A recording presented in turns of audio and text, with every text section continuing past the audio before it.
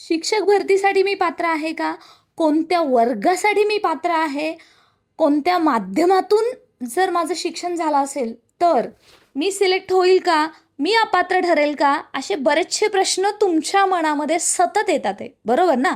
20 जानेवारी 2026च्या शासन निर्णयानंतर अजूनही अशा प्रश्नां थांबलेच नाही आहेत, मनातल्या शंका संपल्याच नाही आहेत. म्हणूनच शालेय शिक्षण क्रीडा विभागाने 24 जुलै 2026 रोजी नवीन शासन निर्णय आलेला आहे आणि शिक्षक भरतीच्या नियमामध्ये कार्यपद्धतीमध्ये सुधारणा करण्यासाठी बदल करण्याचे त्याच्यामध्ये सांगितलेलं आहे. तो आपण शासन निर्णय पाहतोय, त्याच्यानुसार अगदी क्रिस्टल क्लिअर होणार आहे की तुम्ही कोणत्या माध्यमातून शिक्षण घेतल्यावरती कोणत्या वर्गासाठी पात्र आहात.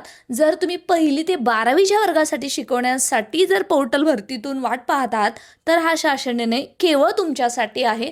प्रत्येक शब्दानुसार अर्थ बदलत आहेत. चला तर पाहून घेऊया. अशाच ऑथेंटिक माहितीसाठी स्टे कनेक्टेड. आपलं व्हॉट्सअप टेलिग्राम जॉईन करा. याच व्हिडिओच्या डिस्क्रिप्शन बॉक्समध्ये लिंक आहे आणि येस लेट्स मित्र आपण पवित्र पोर्टल शिक्षक पदभरतीच्या कार्यपद्धतीमध्ये आवश्यक सुधारणा करण्याबाबतचा हा 24 जुलै 2026चा शासन निर्णय पाहतोय.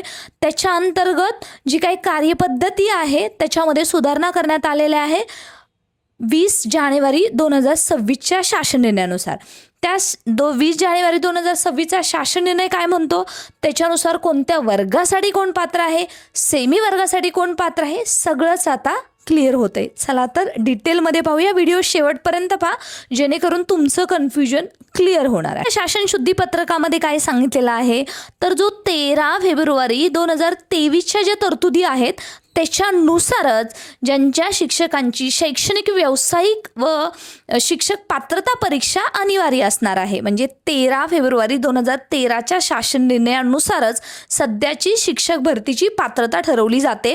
सोबतच सेमी इंग्रजी अध्यापन शिक्षणाची कार्यपद्धतीसुद्धा ज्या काही शाळा आहेत सेमी इंग्रजीच्या तीसुद्धा याच पद्धतीने होत आहेत. त्याच्याबद्दलचा महत्त्वाचा शासन निर्णय आहे. वर्ड टू वर्ड समजून घेणं गरजेचं आहे, कारण शब्दानुसार इथं अर्थ बदलत आहेत.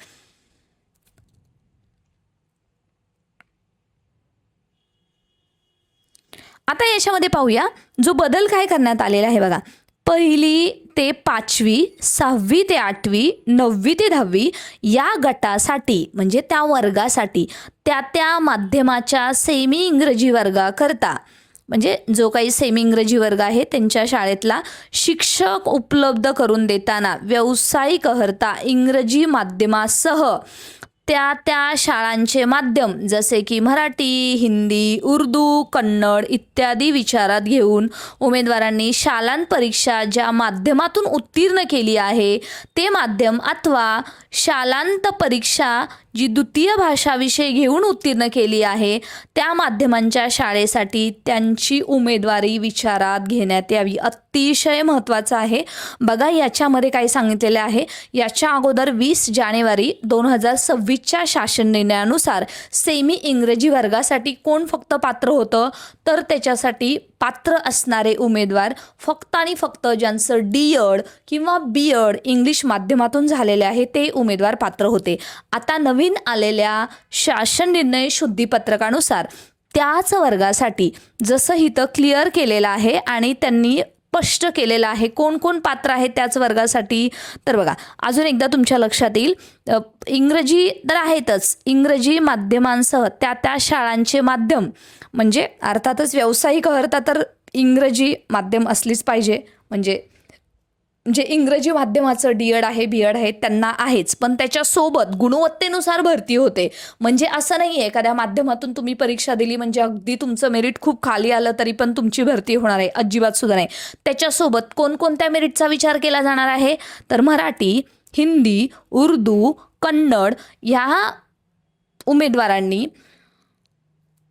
ज्यांनी शालांत परीक्षा ज्या माध्यमातून उत्तीर्ण केली आहे, म्हणजे आता ऑफकोर्स जर मराठी माध्यमाची शाळा असेल आणि तिथे इंग्रजी माध्यमाचे वर्ग चालत असतील आणि तिथं जर त्या उमेदवाराची मराठी माध्यमातून जरी शाळा झाली असली तरीसुद्धा तो आज सेमीच्या वर्गासाठी पात्र आहे असं वरवरचं आपल्या ह्याच्यातून दिसतंय. ते पुढं आपल्याला क्लिअर होणार आहे की तो कधी पात्र असणार आहे.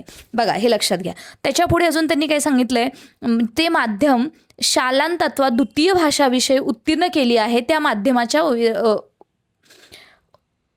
शाळेसाठी त्यांची उमेदवारी विचारात घेण्यात आहे. म्हणजे काय, जो दुसरा पॅरा आहे या शासन निर्णयाचा, पुन्हा एकदा वाचून दाखवण्याचं कारण एकच आहे.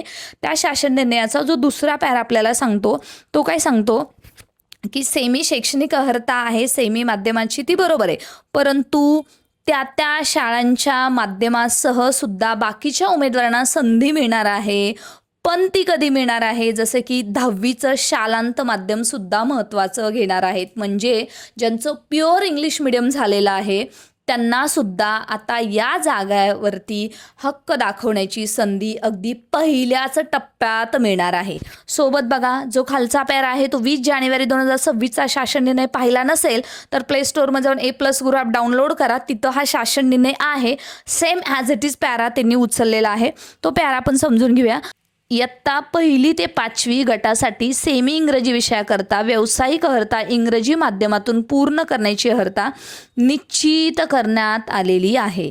म्हणजे काय, ज्यांचं इंग्रजी माध्यमातून व्यावसायिक शिक्षण झालेलं आहे, D.Ed. B.Ed. झालेलं आहे 1ली ते 5वीसाठी, लक्षात घ्या, त्यांच्यासाठी त्यांना तिथं संधी मिळणार आहे ज्यांचं इंग्रजी माध्यमातून D.Ed. B.Ed. झालेलं आहे. सोबतच त्या सामाजिक प्रवर्गासाठी असे उमेदवार उपलब्ध न झाल्यास अशा रिक्त राहणाऱ्या पदांसाठी नव्याने जाहिराती देऊन या उमेदवारांसह ज्या उमेदवारांनी व्यावसायिक अर्हता, बघा आता पहिल्या टप्प्यामध्ये तर त्यांना संधी आहे ज्यांचं D.Ed. B.Ed. इंग्लिश मिडियममधून झालेलं आहे, ज्यांचं प्युअर इंग्लिशमधून शालांत परीक्षा ज्यांनी दिलेलं आहे, ज्या अगोदरच्या ह्याच्यामध्ये मी सांगितलं होतं, त्यांना संधी आहे.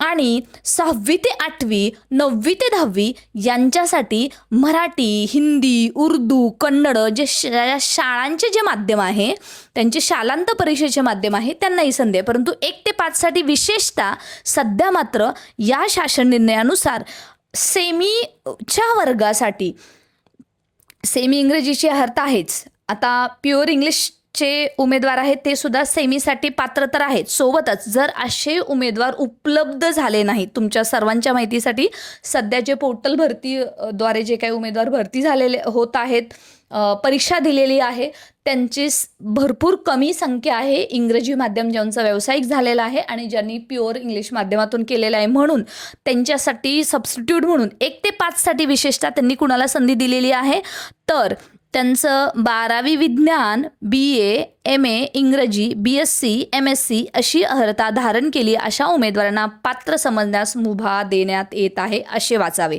म्हणजे काय, तर पहिल्या टप्प्यामध्ये नाही तर दुसऱ्या टप्प्यामध्ये ते उमेदवार उपलब्ध झाले नाहीत तर जी काही पदं राहणार आहेत आणि नव्यानं जाहिराती येणार आहेत त्यावेळेस सेमीच्या वर्गासाठी विशेषतः 1 ते 5साठी कोण पात्र असणार आहे, ज्यांचं 12 विज्ञान झालेलं आहे, BA आहे, MA आहे, इंग्रजी आहे, BSc आहे, MSc आहे, अशी पात्रता धारण केलेली आहे, ते एलिजिबल आहेत. मित्रांनो, इथंच तुम्हाला खूप विचारपूर्वक करायचं आहे.